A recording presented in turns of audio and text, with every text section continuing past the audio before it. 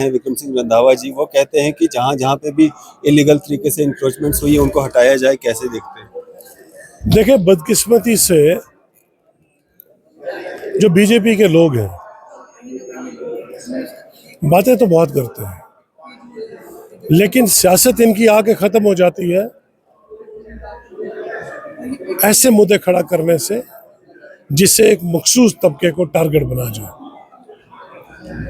वाहिद बहु तहसील जो है जिसमें बठंडी, सुजवा, बहू, आपका चवादी का कुछ एरिया और बाकी कुछ ये नरवाल हो गया, सिर्फ यही नहीं आता या सिर्फ यही इलीगल कॉलोनीज नहीं। संजय नगर की कॉलोनी है, वाल्मीकि कॉलोनी है, आपका भगवती नगर है, आपका चट्टा है, आपके और कई में कितने आपको गिन के देखो। लेकिन बदकिस्मती ये है कि उन पे इनकी नजर नहीं टिप पड़ती। क्यों? क्योंकि वहां मुसलमान नहीं रहते और जहां मुसलमान तबका रहता है वहां इनका टारगेट रहता है। हमने तो डिमांड की, और हमने जो डिमांड की वो कोई कोई कोई नई डिमांड नहीं है। 2003 में 13 कॉलोनीज रेगुलराइज हुई हैं। आज जो 30-32 कॉलोनीज अनरेगुलराइज है, अनऑथराइज है, आज उनको भी जेडीए के अंडर लाया जाए और जेडीए उनको रेगुलराइज करे ताकि वहां सिविक कम्युनिटीज पे आ सके। एमएलए गूल बानिहाल सजाद शाहीन साहब हमारे साथ मौजूद हैं, नेशनल कॉन्फ्रेंस के नेता हैं। बात करेंगे। सजाद साहब, आज क्या कुछ मुद्दे थे जो आपने असेंबली में उठाए? देखिए, आज तो मैं पूरा इस सेशन जो है अटेंड नहीं कर पाया क्योंकि हम सुबह गूल चले गए थे ताज़ियत पे। हमारी जो वहाँ पे कुलीग हैं, डीडीसी की चेयरपर्सन है, उनके भाई के बेटे का इंतकाल हो गया था जलंधर में। तो मैं ऑनरेबल चीफ मिनिस्टर के एडवाइज़र साहब के साथ और हमारे जो रामबन के एमएलए हैं उनके साथ हम ताज़ियत के लिए गूल गए थे। तो अभी मैं दूसरे सेशन में आया हूँ। आज ग्रांट्स थी फॉरेस्ट डिपार्टमेंट की, पीएचई की, और हमारे कोई क्वेश्चंस थे जो मेरे आज यहाँ पे लगे हुए थे, जिनमें ड्रग अब्यूज़ के बारे में सवाल था और नील में रोपवे का जो है वो वासामग से नील वहाँ तक का वो जो था वो प्रोजेक्ट की हवाले से मैंने सवाल पूछा था। तो उसका मुझे खुशी है इस बात की कि मुझे जो जवाब मिला है उसमें ये जवाब है कि वासामर्ग गंडोला के लिए जो है वो इस वक्त अंडर प्रोसेस है और उस पर वो पाइपलाइन में है, मंजूरी की उस क्या नाम है स्टेज पे। और बाकी पीएचई के जन जीवन मिशन के तहत कई बातें उठाई गई। यहाँ पे फॉरेस्ट में जो लोगों को जो फॉरेस्ट राइट एक्ट है वो सिर्फ एक शगुफा था, उसके में अमली तौर पे उस पर कोई काम नहीं हुआ। पानी का बहुत बड़ा मसला है और ख़ास तौर पे जो जेजेएम की स्कीम्स हैं, ख़ास तौर पे गूल एरिया के अंदर, वहाँ काम नामुकम्मल है और वहाँ तकरीबन 20% से भी कम अभी तक काम हुआ है। लोग पानी की बूंद बूंद के लिए तरस रहे हैं। मैं आज भी जब गूल गया, हम चॉपर के ज़रिए गए थे, लेकिन जितना भी थोड़ा बहुत वक्त हम गूल में गुजार सके वहाँ मैक्सिमम लोगों ने सिर्फ इसी बात की शिकायत की कि पानी की बड़ी दिक्कत है। तो हमें यकीन है कि पानी ये जो जेजेएम का जो काम है इनमें वुसअत लाई जाएगी और लोगों को पानी फराहम करा दिया जाएगा।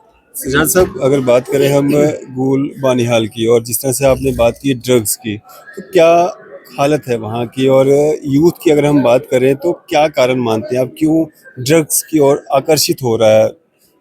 देखिए, ये बड़ा लम्हा फिक्रिया है कि हमारा नौजवान जो समाज की एक रीढ़ की हड्डी, मुल्क की रीढ़ की हड्डी कहलाता है, वो नौजवान तबका जो है नाउमीदी के माहौल की वजह से, ये जो पिछला 6-7 साल का जो माहौल रहा, उस 6-7 साल के माहौल में कोई नौकरी नहीं थी, कोई सुनवाई नहीं थी, कोई गवर्नमेंट की तरफ से कोई इनिशिएटिव नहीं था जिससे नौजवानों में उम्मीद पैदा होती। तो बदकिस्मती से एक ऑर्गेनाइज माफिया भी काम कर रहा है और वल्नरेबल, चूँकि नौजवान तबका है, बेकार है, ये एकदम वल्नरेबल हो जाता है। तो उस चीज़ को मद्देनजर रख के, उनकी नाउमीदी को मद्देनजर रख के इनका टारगेट नौजवान रहता है।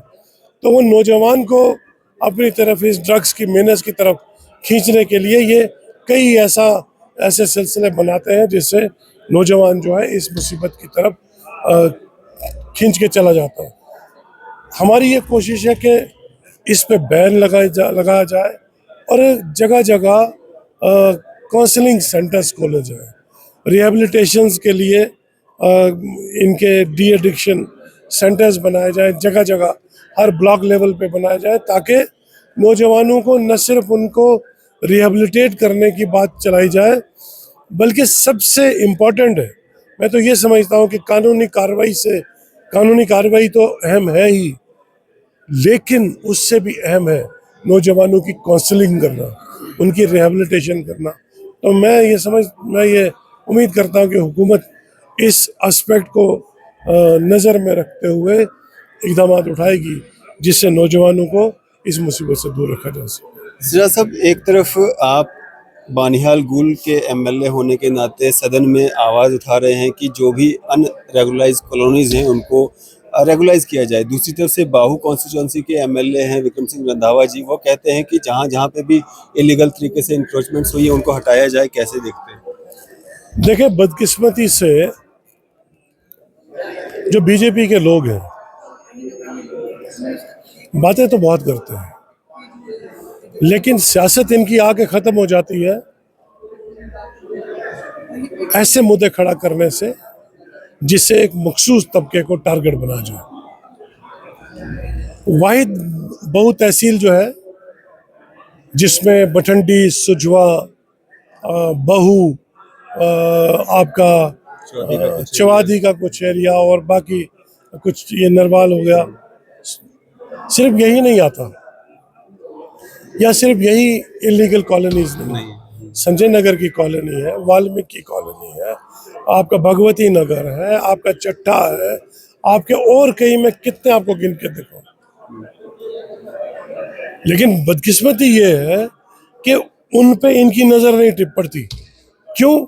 क्योंकि वहां मुसलमान नहीं रहते, और जहां मुसलमान तबका रहता है वहां इनका टारगेट रहता है।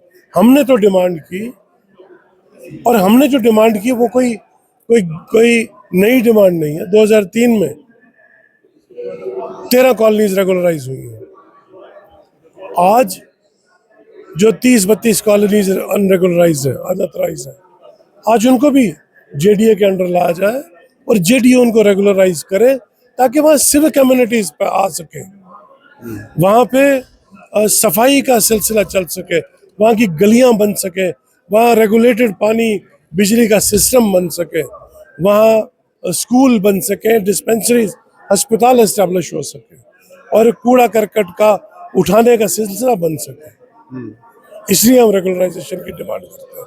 लेकिन अगर हम रेगुलराइजेशन की डिमांड करते हैं, हम उन इलाकों में जहाँ मखसूस तबके से ताल्लुक़ रखने वाले लोग रहते हैं, हमने उनका ही सिर्फ मुतालबा नहीं किया, हमने तमाम तबका फ़िक्र से जुड़े हुए, तमाम मजहबों से जुड़े हुए लोगों की कॉलोनीज को रेगुलराइज करने की बात कही। क्योंकि हम मजहब की बुनियाद पे कोई बात नहीं करते, हम मजहब के नाम पे सियासत नहीं करते, हम मंदिर और मस्जिद के नाम पे सियासत नहीं करते, हम तोड़ने की सियासत नहीं करते, जोड़ने की सियासत करते हैं। ये गंगा जमनी तहजीब को जिंदा रखना बहुत ज़रूरी है। और जम्मू के अंदर जो माना जाता है कि शेर और बकरी जो है एक ही तालाब में पानी पिया करती थी, इस तहजीब को जिंदा रखना है और इस मिराज को हमने आगे चलाना है। और बीजेपी का जहाँ तक ताल्लुक है, मैं ये इनको मशवरा देना चाहता हूँ कि अपनी सोच का दायरा बढ़ाइए। आपके सियासी ये मुद्दे पैदा करने से, नफरतों का बीज बोने से आप सियासी डिविडेंड तो हासिल करोगे, लेकिन इससे समाज में अच्छा संदेश नहीं जाता। समाज को तोड़ने के बजाय समाज को जोड़ने की ज़रूरत है, तभी ये मुल्क भी, ये रियासत भी, और इस रियासत में रहने वाले, इस मुल्क में रहने वाले अवाम भी अमन से रह सकेंगे, खुशहाली से रह सकेंगे। चलिए, शुक्रिया हमारे साथ बातचीत करने के लिए। बहुत शुक्रिया। एमएलए गूल बानिहाल सजाद शाहीन साहब, नेशनल कॉन्फ्रेंस के नेता, हमारे साथ बात कर रहे थे। आपकी इस सब पे क्या राय है? अभी अपनी राय जो है जरूर साझा कीजिएगा। इसी तरह की मजीद अपडेट्स के लिए आप देखते रहें न्यूज़ शहर इंडिया।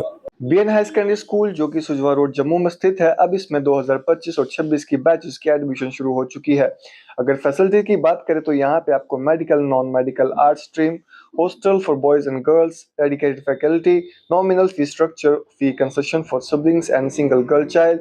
और अगर इंफ्रास्ट्रक्चर की अगर बात करें तो smart classrooms, computer labs, 24/7 CCTV surveillance, spacious playground और हॉल, लाइब्रेरी फैसिलिटी, अच्छा इंफ्रास्ट्रक्चर और ट्रांसपोर्ट फैसिलिटी के साथ साथ हिंदी, उर्दू, दीनिया टीचिंग भी यहाँ पे अवेलेबल है। तो अगर आप लोग भी अपने बच्चों की एडमिशन यहाँ पे कराना चाहते हैं तो दिए गए नंबर पर संपर्क कीजिए। Myself, Asiya Shabir Bande, Principal BN Higher Secondary School, Sujwan, Jammu. This school was established 22 years ago. Under the chairmanship of Engineer Abdul Ghani Kohli. Good morning to all of you. My name is Azimul Haq and I am the student of this school from class 12th from art stream and also I am the president of the school. मैं यहाँ पर primary से education जो है वो लेता आ रहा हूँ। Hello, myself Ulfat Jahan. I study in class 10th A. I have been studying here from nursery class. I gain a lot of knowledge here because all the teachers are very cooperative, efficient and dedicated here. We have well furnished labs for practical and auditorium hall for cultural functions. और new coming session में हमने hostel facilities भी अब बच्चों के लिए 6 से लेकर 12 तक हम गर्ल्स एंड बॉयज़ के लिए हॉस्टल फैसिलिटीज़ जो है वो भी हम अवेलेबल कर रहे हैं। मैं ज़रूर चाहूँगी कि आप स्कूल में ज़रूर विज़िट करें। न्यू कमिंग जो हमारा एडमिशन का जो सेशन आएगा आप ज़रूर आएँ। हर बच्चे का राइट है एजुकेशन लेना और वो एजुकेशन का right BN higher secondary school आपको प्रोवाइड करेगा। At BN School, we offer quality education with a reasonable fee structure, making it affordable even for our weaker sections.